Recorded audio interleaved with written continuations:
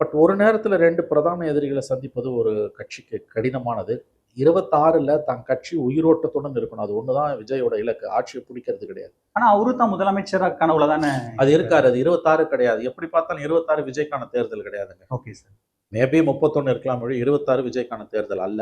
26ல் அவர் முதல்ல காலை ஊனணும். நல்லா 26 நல்ல காலை ஊனி நிற்கணும். அவர் அடித்தளம் போடுவதற்கான தேர்தல். ஒரு மினிமம் 10 எம்எல்ஏவாவது ஜெயிச்சு அசம்பிளிக்குள்ள போனாதான் அதுக்கு பிறகு மரியாதை அவர். Okay sir. சீமான் மாதிரி தோத்து சைபர் ஆனார்னா அதுக்கு பிறகு 31 வரைக்கும் அவரால் அரசியலே பண்ண முடியாது. அப்படின்னா எங்க போவார் அவர்?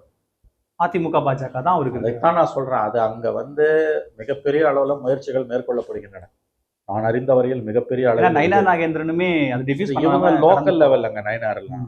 நான் சொல்றது நேஷனல் லெவல்லையே விஜய்க்கு வேண்டியப்பட்ட பெரிய ப்ரொடியூசர்ஸ் அவங்கள மூலம், அவர்கள் மூலம் விஜய் யாரெல்லாம் சொன்னா கேட்பாரோ அவங்க மூலம்லாம் பேசுறாங்க. விஜய் பேசுறாரு. ஏன்னா அவருக்கு இதுல கொஞ்சம் கூட ஆர்வம் இல்லைன்னா அவர் பேசுறது ஏன் கரெக்ட்? எதுக்காக அவர் பேசணும்? எடப்பாடியே 2 முறை பேசியிருக்கிறார். அதே மாதிரி நேற்று விஜய் விமர்சிக்க வேணாம்னு சொல்லியிருக்காங்க. அவங்களுக்கு அதிமுக கூட்டணி இலவு காத்த கிளியாக விஜய்க்காக காத்திருக்கிறது. அதையும் நான் சொல்லிடுறேன். பட் விஜய் என்ன முடிவு எடுப்பார்னு நமக்கு தெரியல. அவர் இந்த முடிவை தான் எடுப்பார்னு இன்னைக்கு நீங்களும் நானும் அறுதிட்டு எதுவும் சொல்ல முடியாது.